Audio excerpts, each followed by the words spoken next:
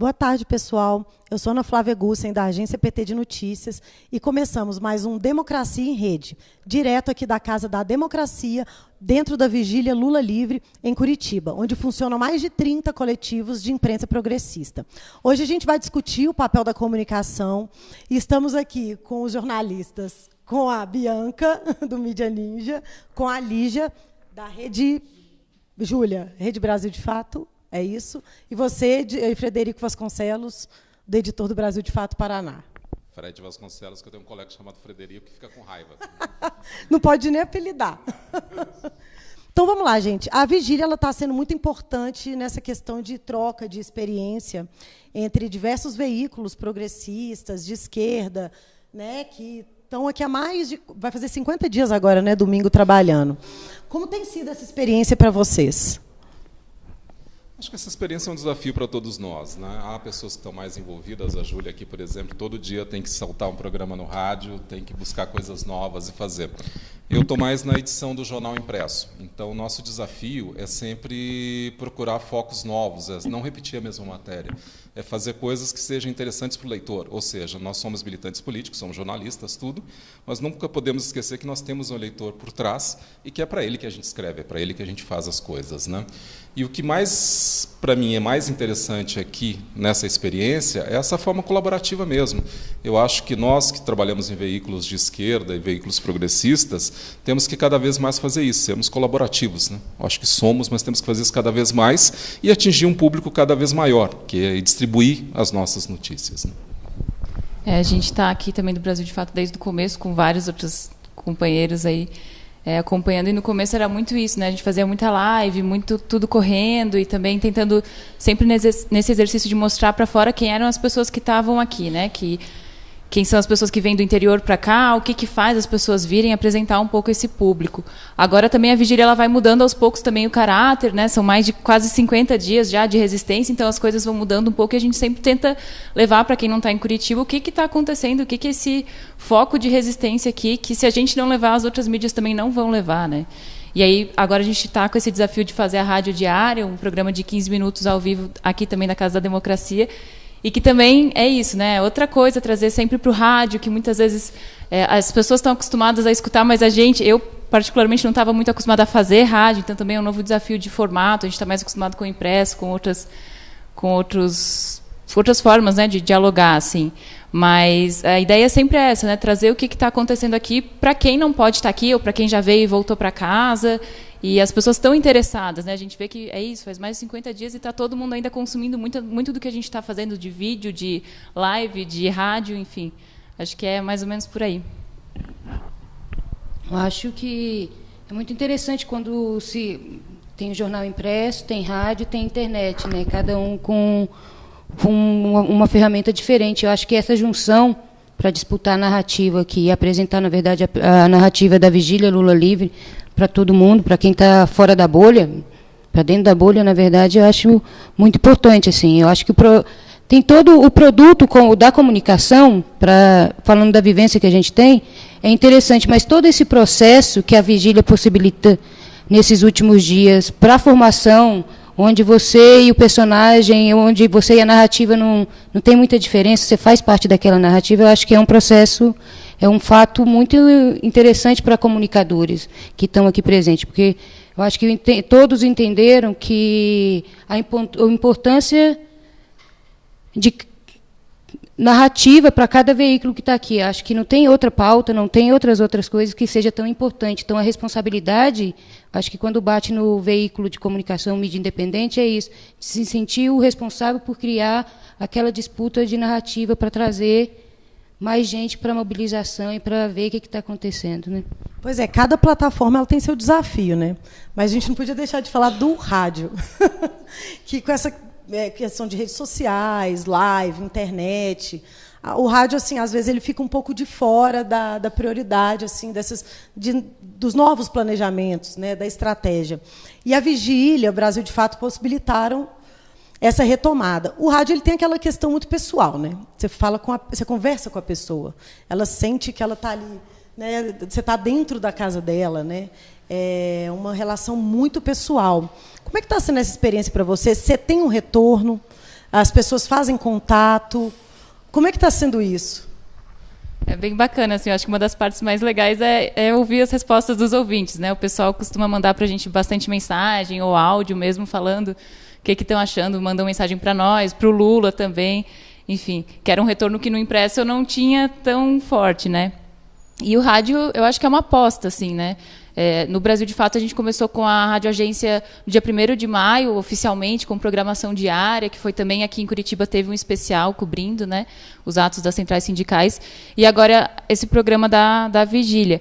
Mas é isso que você falou, você tem que estar dialogando com a pessoa e ao mesmo tempo, às vezes, a pessoa não está, normalmente ela não está parada te escutando, né? Ela está lavando a louça, ela está no ônibus, então você tem que tentar prender a atenção dela. Se ela perdeu uma parte que não entendeu, tem que fazer com que ela entenda aquele contexto e criar um hábito, né? Criar um vínculo. Eu vou ouvir tal programa, tal horário, com tal pessoa que eu gosto daquilo, né? Eu sei o que me é oferecido e é aquilo que eu quero consumir, assim.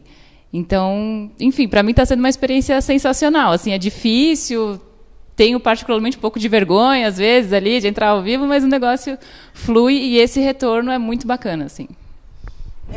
Uma questão assim que eu preciso levantar, que é bem complicada para todo mundo. A gente está aqui há 50 dias e a gente precisa de pautas diárias. Tá sendo um desafio enorme, assim, né? Você conseguir manter o interesse do leitor, do ouvinte, de quem está te acompanhando na live. Vocês têm uma estratégia para isso? Como é que está sendo esse desafio aí de segurar a audiência por 50 dias? Não, assim, a gente, falando da cobertura que a gente faz, tem a pauta do Bom Dia e Boa Noite sempre bomba, né? Tem 50 dias e eu acho que com o passar do dia, a pauta principal dentro da vigília, os personagens que vão surgindo, eu acho que a gente vai buscando isso, né? Os personagens, as situações específicas e as pautas diárias, como Democracia em Rede, como Boa Noite e Bom Dia, eu acho que já criou um frenesi na galera. Quando eu vou fazendo a transmissão do Boa Noite, que é o que eu mais faço. Então, ali tem gente que todos os dias estão ali. Independente da pauta, eu acho que a galera está na ânsia de querer saber o que está acontecendo aqui. Lógico que tem o trabalho de procurar criar pauta, né, muitas vezes, mas nessa situação específica da vigília, não tem uma criação de pauta. A pauta existe, eu acho que é só olhando para o lado e vendo o mínimo do dia a dia, dos personagens que fazem isso aqui acontecer. A gente tem uma gama super grande de pautas, né? Pegando um pouco do que a Bianca estava falando também, esse é o nosso desafio, praticamente todo dia, toda semana, né? No meu caso, não fazer o mesmo jornal, não fazer com a mesma cara, de tentar atrair o leitor com algum ponto diferente. Agora, eu acho que aqui na Vigília, especificamente, a gente tem uma coisa muito rica, que são as experiências de vida das pessoas que estão aqui. Ou seja, nós temos personagens vindos de vários locais do Brasil, e cada hora é uma história que nos surpreende. Eu acho que o jornalista tem que ter essa sensibilidade de ir atrás dessas pautas, né? Dizer todo dia que nós estamos aqui, que a vigília continua, isso já não é pauta, né? Mostrar foto de pessoas aqui na vigília também não é. Mas a gente tem tantas histórias ricas, tantas coisas para contar, que esse é o nosso desafio. Esse desafio da pauta nem me assusta muito, eu acho que a gente se vira, né? Jornalista é isso, todo dia tem que se virar para dar notícia, não tem? Isso a gente está acostumado a fazer. O maior desafio para mim é como que a gente, e é o que está sendo feito aqui, como que a gente se integra e como que a gente atinge um público maior. Esse é o desafio de todos os dias, né? Todo dia no jornal estou lá sentado, tá bom, eu estou escrevendo para mim ou estou escrevendo para aquele cara que nunca lê meu jornal e vai ler pela primeira vez, né? Eu quero pegar esse cara, eu quero jogar esse anzol para esse cara, eu não quero falar só para quem já me lê. Então, esse é o nosso desafio. E essa integração, para mim, é muito importante. Isso que a gente está fazendo aqui, de usar vários meios, as coisas, porque as mídias todas, no final, vão convergir. No quê? De fazer notícia e em busca de alguém para ouvir o rádio, alguém para ver o site, alguém para ler o jornal. Então, esse é o nosso desafio. É pensar todo dia como pegar mais essa pessoa para consumir a notícia que nós fazemos. É a questão da audiência, né? Essa é a grande questão nossa todos os dias, né? Mas e você? A rádio está aí desde o dia 1º. Como é que você avalia isso? Eu sinto que me parece que tem uma curiosidade muito grande de quem não está em Curitiba saber o que está acontecendo aqui. Eu acho que às vezes é difícil achar pauta de não ficar repetindo, né, o que já foi falado, enfim, dialogar com outras pessoas também. mas é uma facilidade muito grande porque o foco principal de resistência no Brasil hoje está sendo Curitiba, está sendo essa vigília. Então eu vejo que tem gente, a gente recebe mensagem de ouvinte do Piauí, da Bahia, querendo saber como é que quem são as pessoas que estão aqui, como é que vocês estão se organizando, como é que tá correndo risco da polícia vir, não tá? As pessoas estão curiosas para saber o que está acontecendo aqui, mesmo passando quase 40 dias. Assim. Então acho que é fácil, no fim das contas, sabe? Porque é isso. O mais difícil, que é o movimento popular organizado, já está acontecendo. Agora a gente tem que fazer o nosso trabalho de cobrir isso, assim. A gente tem, né? O movimento popular está aqui organizado. O monge Marcelo Barros até falou uma coisa muito bonita, né? Que agora que é a resistência profética, que quem está aqui agora está consolidado, né? Já é uma base. Mas a gente ainda tem assim uma questão muito séria, assim. Eu avaliando da minha experiência como agência PT, como colega de vocês, a gente ainda tem um somatório muito alto de adesão às fake news e às notícias contra a esquerda, principalmente com essa tentativa de criminalizar os movimentos sociais. A gente tem essa tentativa em nível institucional, com projetos de lei no Congresso. A gente tem essa tentativa via imprensa empresarial. E a gente tem essa tentativa via redes, né, ligadas a movimentos reacionários. Então, infelizmente, essa pauta ela ainda supera em números um pouco a nossa. Como é que vocês avaliam isso? A gente tem que tomar cuidado. Essa história de fake news, eu sempre fico com os dois pés atrás, né? Primeiro, é verdade que existe. Quem mais divulga fake news no Brasil são MBL e movimentos parecidos. Ou seja, a direita parece que não quer lidar com a verdade e fica inventando mentiras. Mas o discurso do fake news também pode ser usado para combater os meios alternativos. Ou seja, se está na Globo, para citar uma coisa, é verdade. Se está na Rede Brasil Atual, é fake news. E não é, pelo amor de Deus, nós todos somos jornalistas profissionais, nós trabalhamos que nem os desgraçados, nós checamos informação, nós vamos atrás, nós conferimos 10 vezes a mesma coisa, desde um nome até uma coisa. Ou seja, nós temos jornalistas profissionais trabalhando para o tempo todo gerar verdade, a nossa verdade, óbvio, né? E com um poder, qual é o poder que a gente tem? A gente, quando fala para 10 mil, 20 mil, 100 mil, 1 milhão de pessoas, a Globo lá liga o botãozinho e está falando para 100 milhões. Ou seja, olha o que a gente está combatendo. Né? Então, ao mesmo tempo é isso. Ok, vamos combater as fake news e, principalmente, esses sites que divulgam mentira o tempo todo, gente.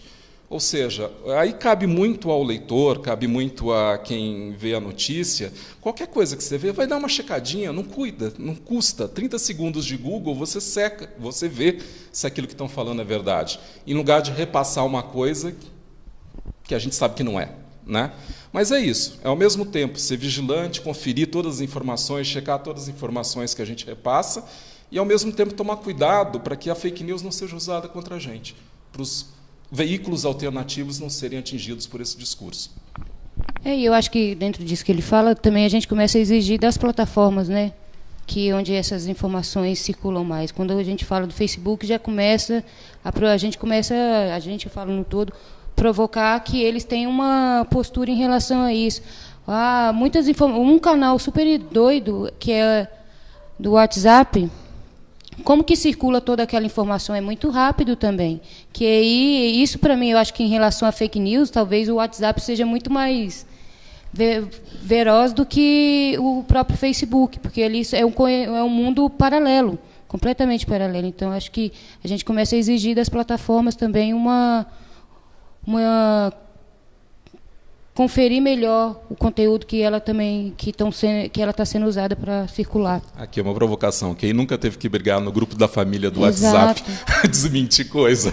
Da onde surge que é uns vídeos cabulosos, umas paradas assim que você fala, não, nem no Facebook, a onda é tão negra que nem no Facebook isso está saindo, só sai no WhatsApp, que não tem uma checagem tão grande. Mas acho que isso também tem muito a ver com esse contexto, né, que a gente vive de uma polarização extrema. Então, eu só vou ler a notícia que eu quero ler, né? Eu só vou acreditar naquilo que eu quero acreditar, uma negação da realidade mesmo, né? Então, as fake news vêm muito para suprir essa demanda da pessoa ali de lidar com o que ela quer lidar, assim, né? Mas eu concordo muito com o Fred também de ligar esse alerta, né, de fake news, porque tem muito jornal grande usando isso. Se afaste de fake news, leia o nosso jornal, né? Um jornal empresarial, como se aquilo que ele dissesse fosse uma verdade absoluta, né? Não fosse algo passível de ser criticado ou duvidado, né? Então, a gente tem fake news, mas também tem que olhar assim, com esse cuidado, esse discurso contra fake news, eu acho. Mas tem uma questão também, né? Esses dias um portal, nossa, esse dia eu fiquei brava, um portal muito grande aqui do nosso país, fez uma matéria sobre fake news. E colocou no destaque da capa do site, Suzana von Richthofen filiou-se ao PT. Ok? Colocou na capa, não botou informação, não deu chamada nenhuma. Sabemos que a maioria das pessoas não navegam pelos sites, elas olham a capa. Aí, quando você clica, era uma matéria sobre fake news. Então, assim, é pesado. Então, ainda tem esse tipo de mais do que má-fé, né? É uma linha política. Né, dos veículos. Mas é desonestidade mesmo. Quem faz uma coisa dessa sabe o que está fazendo. Só que isso a gente vê todos os dias. Ontem a gente passou o dia acompanhando uma agenda setting, aí, uma agenda midiática sobre a questão do presidente, dos recursos do presidente na ONU, e que, na verdade, não tinha nenhum alinhamento com o que realmente foi definido, né, pela Comissão de Direitos Humanos da ONU. Então, eles passam o dia martelando isso, e a sensação que eu tenho é que, às vezes, a gente ainda está pequenininho batendo lá, sabe? E isso, às vezes, dá um pouco de angústia. É um desabafo, tá, gente? Tá. Não, mas dá angústia mesmo, isso a gente lida todos os dias, né? E o que você falou, Júlia, da polarização é importante mesmo para entender isso. Você mesma disse que as pessoas querem ler aquilo que elas querem ler, ou seja, aquilo que elas já acreditam, né? Agora, a gente, como jornalista, tem que parar com esse discurso de que há uma divisão. Existe um jornalismo de direita e um jornalismo de esquerda. Existe. Nós temos opções políticas. Eu não vou negar que eu sou um cara de esquerda, óbvio, né? Estou fazendo um jornal de esquerda. Agora, existe uma verdade factual. E nós, jornalistas, temos que ir atrás dessa verdade factual. Ou seja, não é por conta de acreditar em alguma coisa que eu vou inventar uma história, né? E a gente que já sou velho nessa profissão, já tenho 30 anos de jornalismo, então você vê esses truquezinhos que são usados o tempo todo, que é isso que você acabou de falar, né? Eu não estou mentindo, mas boto lá uma coisa, quem cair, caiu, né? Isso é muito feio. Nós, jornalistas, não podemos usar esses truquezinhos. Nós temos que fazer jornalismo sério, não temos que dar informação, meu Deus do céu. Então, entrando nessa questão, a gente ser jornalista há tanto tempo, a gente tenta aí, a gente luta pela imparcialidade, mas aqui na Vigília a gente acaba virando também, nós somos pauta, fazemos pauta, né? Inclusive, a gente está aqui discutindo até o nosso papel. Quando a gente está inserido, porque vamos falar a verdade, a gente acorda aqui, a gente almoça aqui, a gente trabalha aqui o dia todo, a gente janta aqui, a gente respira, né, faz amigos, né, viramos uma grande família, assim. Qual que é a dificuldade? Isso atrapalha ou ajuda na hora de captar as pautas? Essa pergunta é até do Pedro, nosso companheiro que está aí assistindo a gente. Quando você está inserido, assim, emocionalmente envolvido dentro da pauta, você acha que isso facilita, prejudica? Qual que é a sua opinião? Eu acho que, em determinado, conforme a direção que você for levando, as duas coisas, né? Eu acho que, quando a gente pensa na informação e a vivência que, a partir da nossa vivência, eu acho que é muito mais positivo. Você se consegue ter uma empatia em relação à pauta, você consegue ter sentimentos e elaborar sobre isso com mais profundidade. Então, ao meu ver, que está aqui também, nesse 24 horas, eu acho que tem muito mais ponto positivo. Talvez o negativo é de não conseguir ampliar, dar um zoom out em relação ao todo e ficar preso só aquilo ali especificamente. Mas eu acho que o exercício ao mesmo tempo, zoom out em relação a qualquer coisa que você está vivenciando aqui, né? Desde conflito até de conversas trocadas, risos, enfim, de analisar isso por fora, porque eu acho que o papel que a gente está cumprindo aqui é tentar analisar de fora para passar para fora também. Então, não dá para ser testemunha ocular o tempo todo. Eu acho que sei dessa história do zoom out. Facilita, assim, né, para você conseguir as fontes, né? Quando você está normalmente você tem que mudar de pauta o tempo todo, às vezes tem uma dificuldade de até achar tal fonte. Aqui a gente já sabe mais ou menos quem procurar para falar sobre tal assunto, né? É mais fácil, assim, você conhece os rostos, você conhece os nomes, né? Você já sabe, tal pessoa tem uma fala mais sintética, tal pessoa fala um pouco mais longo, enfim, né? E também de entender o contexto, né? Às vezes também você chega num lugar, vai cobrir outra pauta, você está no meio do nada, você não sabe direito o que está acontecendo. Como a gente está acompanhando aqui desde o começo, a gente sabe os vários episódios que aconteceram, a gente está muito por dentro dessa pauta. A dificuldade é essa, é não ter um olhar viciado, é não ficar sempre falando a mesma coisa para as mesmas pessoas, sair um pouco, né? Lembrar que existe um mundo também fora aqui da vigília, ler sobre o que está acontecendo em Curitiba, no Paraná, no país, enfim, né? Eu acho que esse é o desafio. Tá com um pezinho aqui e um pezinho lá, assim, né? O que está por trás dessa pergunta também é a questão da neutralidade, né? A gente, jornalista, a gente não é neutro. Óbvio, eu estou aqui na Vigília, eu estou num jornal de esquerda porque eu acredito nisso. Meu pensamento vai nisso, né? Mas a gente tem que aprender com a profissão, ao mesmo tempo que a gente acredita em alguma coisa, a gente tem que ir atrás do fato, tem que ir atrás da verdade, tem que ir atrás da notícia, né? A gente não foge da notícia, a gente tem que ir atrás da notícia e buscar essa notícia o tempo todo.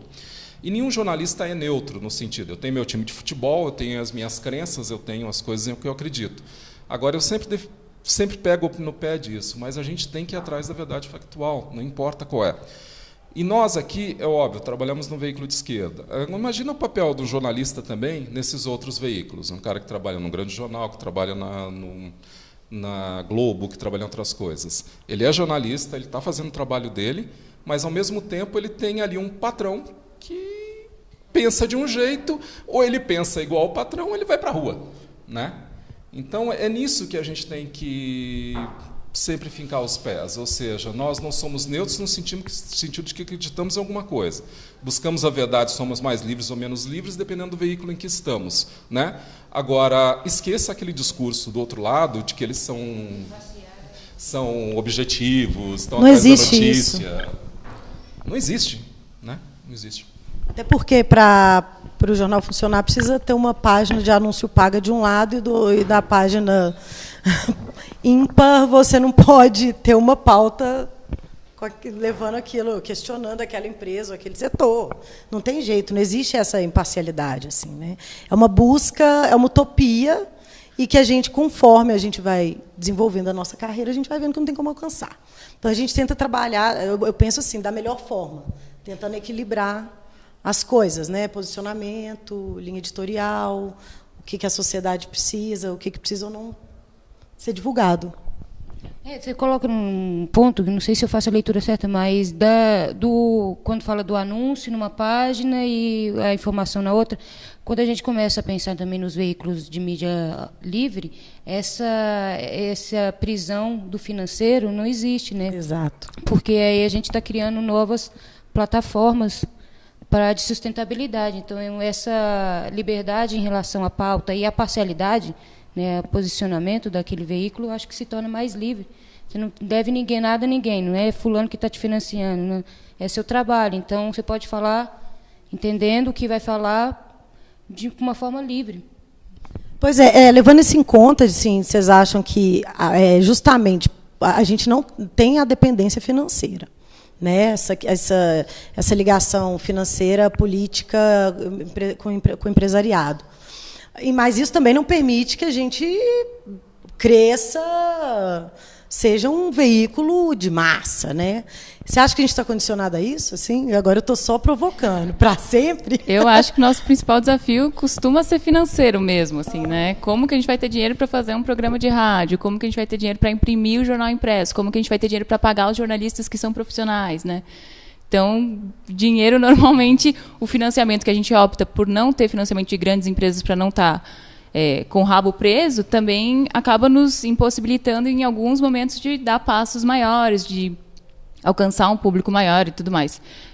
O Brasil, de fato, tem bastante vínculo com os movimentos sociais. Assim, eu, particularmente, prefiro trabalhar para movimento social do que trabalhar para uma empresa de imóveis, sei lá, né? Que esteja financiando ou ajudando a financiar o jornal. Assim, para mim, essa é a grande diferença. O que você quer? Se você está num jornal empresarial, se é uma empresa, são empresas que estão te financiando, no fim das contas, é o dono do jornal ter mais dinheiro no fim do mês. Se você está com o movimento social, você não vai ter mais dinheiro no fim do mês, mas você vai estar construindo uma outra forma de democracia, uma outra forma de país, assim. Mas o dinheiro é sempre um grande problema nosso, né? Falando um pouquinho, nós jornalistas que trabalhamos com a esquerda sabemos que a gente não vai ganhar muito dinheiro, a gente sabe disso. Né? Nós somos pobres, mas limpinhos, pelo menos é assim que eu gosto de me ver. Né? Agora, eu não faço também esse discurso da pobreza, eu acho que a gente tem que achar formas de que os nossos veículos cresçam e que sejam financiados. É aí que eu estou provocando. É nisso. A gente como?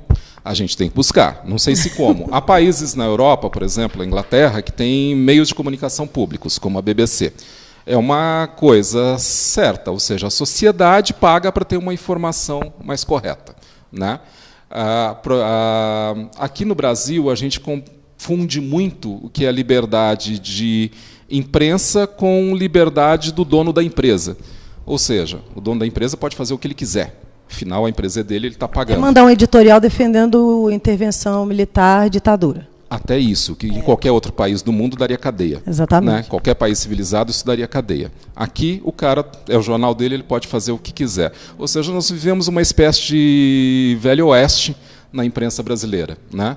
E isso não é de agora, isso tem 50 anos. O Chateaubriand já fazia isso no tempo que ele era dono de quase todos os veículos e não sei das quantas, ou seja, ele ameaçava, ele chantageava as pessoas para conseguir aquilo que ele queria. O que ele queria? Dinheiro.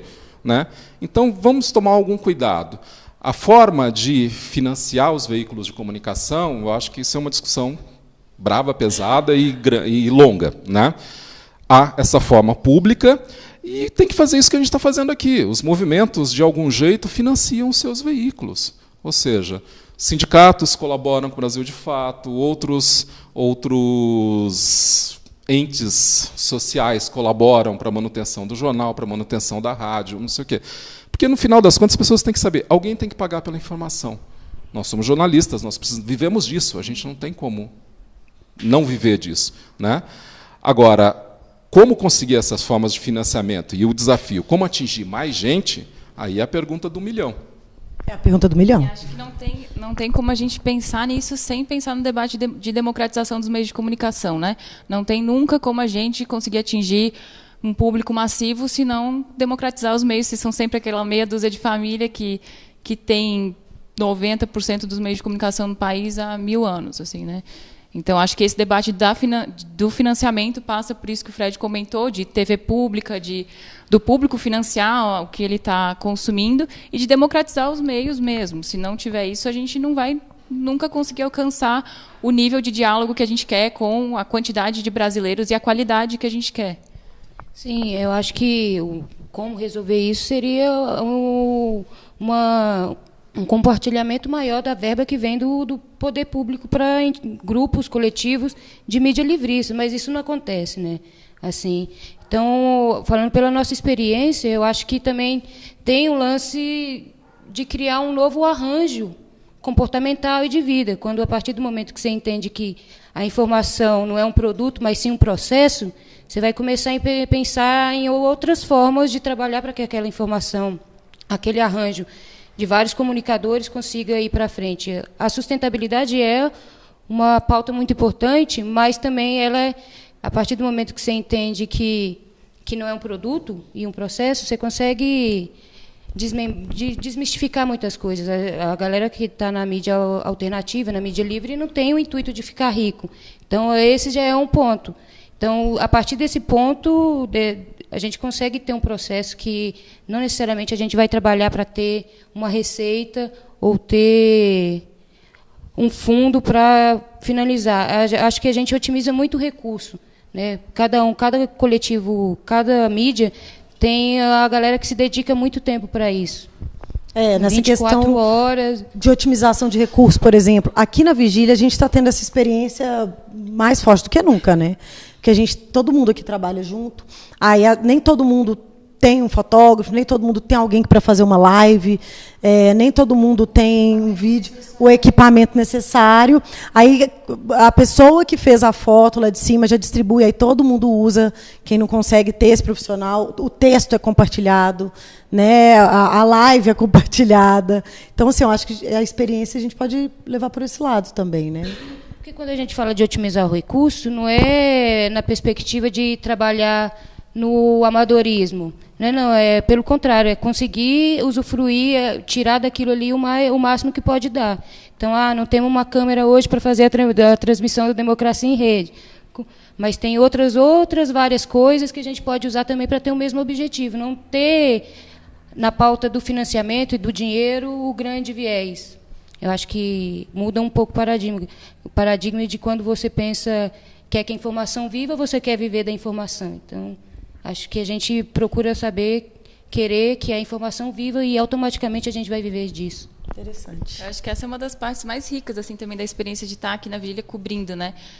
Eu tive uma curta experiência assim num veículo comercial e era muito sempre a sensação de uma rixa, de uma disputa interna dentro do mesmo veículo, né? Um repórter quer sair melhor que o outro, enfim.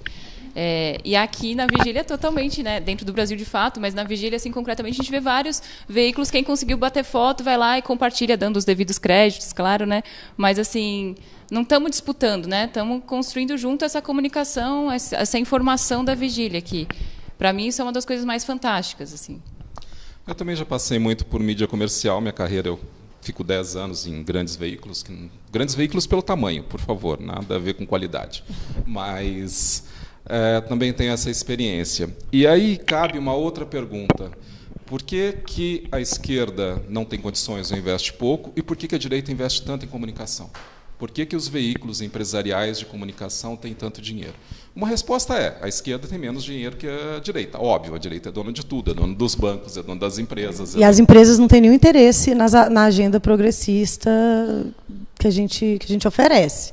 Vai lá um deputado e fala assim: olha, a partir de agora eu vou pautar a liberação de arma, né?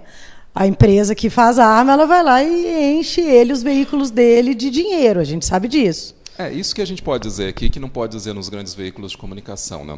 Sempre grande no sentido de tamanho. Ou seja, o que a empresa quer é ganhar dinheiro. Ponto. Para ganhar dinheiro, quanto mais injusto for o mundo, é melhor. E eu vou dar dinheiro para veículo de comunicação que defende o meu ponto de vista. Ou seja, é simples assim. Eu, banco, nunca vou dar dinheiro para um jornal que fica falando mal de banco. Para quê? Né? Liberdade... Pode falar o que quiser, mas se você falar, você não ganha dinheiro. Você não tem um anúncio lá do Itaú, do Bradesco, do não sei o quê. É assim que funciona a mídia majoritária, né? E a gente tenta fazer uma alternativa. Eu não gosto desse discurso, sou pobre com orgulho, não gosto, né? A gente é assim porque a gente não tem dinheiro, a gente se vira com o que tem, né? E faz muito, mas eu acho que pode fazer mais, e também depende muito do nosso leitor, depende muito também do nosso ouvinte, da pessoa que acessa o teu site, que saber que, se ele quiser ter informação de qualidade, ele tem que ajudar a fazer isso, né? E não tem outro caminho. Mas aí é esperar que tenha um salto de consciência rápido, né?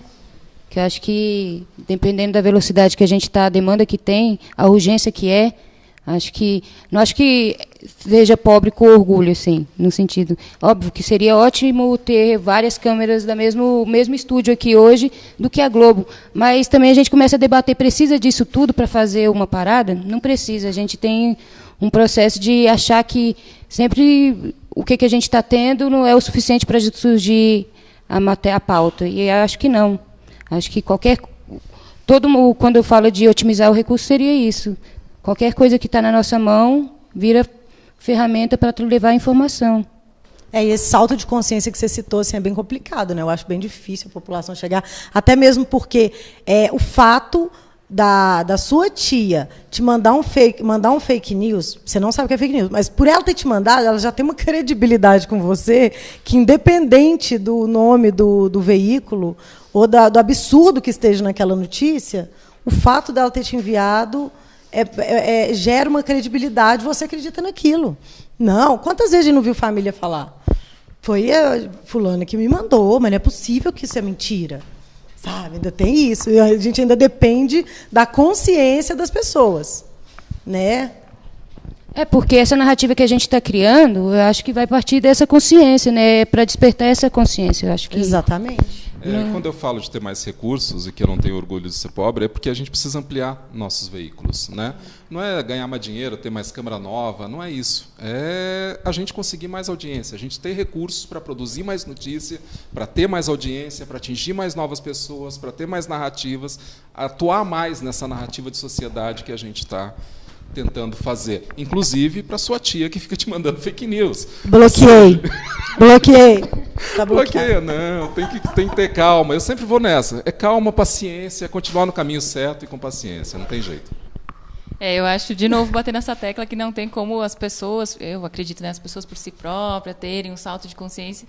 Acho que vem muito também, tem que ser uma política do governo brasileiro, do Estado, de democratizar meio de comunicação, de viabilizar outras formas, né, outros tipos de jornalismo, e não só o jornalismo, audiovisual, o cinema, enfim, que não seja pelo financiamento empresarial, assim, né? E aí a gente está aqui na vigília Lula livre, tomara que Lula seja eleito, seja candidato e que ele democratize os meios. Ele já falou que vai. Então, é interessante isso. Eu estava pensando, tipo, teve algumas oportunidades de ter feito isso antes, a gente não está vivendo isso agora, né? Quando começa em 2013, as manifestações, aí nas eleições de 2014, que a mídia livre entra como defensora da candidatura da Dilma, enfim, e ainda não rolou. Acho que quiser, vai dar, né? Agora eu acho que a prova viva, não tem outro para onde ir. É ou não é? Não, tem que ser, porque a gente tem que parar o golpe, gente. Temos muita coisa para fazer. Vamos lá, a gente está finalizando aqui. Queria agradecer a presença de todos vocês. Vocês querem deixar um recado? Não, para mim é sempre isso. A gente acha que está no caminho certo. A gente pode até estar enganado, mas acha que está no caminho certo. E é manter muita paciência, muita calma nessa hora e ir em frente. Não tem outro jeito. Eu queria deixar um recadinho, convidar o pessoal todo que ainda não escutou o nosso programa, a Rádio Lula Livre, que é a Rede Lula Livre, é um programa de rádio que começa todo dia às 9h45, vai até às 10 horas da manhã. Vocês podem escutar pelo site do Brasil de Fato, tem um player ali, a gente também tem um aplicativo para celular, que também está para ir escutando a rádio. E tem várias pessoas, né, que tem rádio, que tem um site, um blog, e que têm interesse em retransmitir o nosso conteúdo também. A ideia é que seja uma rede. Então, você pode nos mandar uma mensagem por WhatsApp, e aí a gente dá instruções de como fazer para retransmitir o programa. Quem não pode retransmitir ao vivo, tem também um boletim de 5 minutinhos diário, contando o que está acontecendo aqui na vigília, para inserir na programação. Então, quem tiver interesse...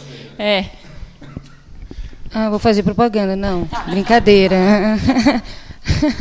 Eu falaria, seja mídia, né? Eu acho que quando a gente começa a falar sair da bolha, é estimular com que exista a mídia, tem a mídia de massa e tem a massa de mídia. Então, acho que cada um é mídia, então seja mídia, porque eu acho que tem os veículos de informação, mas tem o lance que cada um tem sua mídia e pode compartilhar ela. Então, seja mídia. Né? Obrigada, gente. E voltamos depois com mais um Democracia em Rede. Tchau. Lula livre,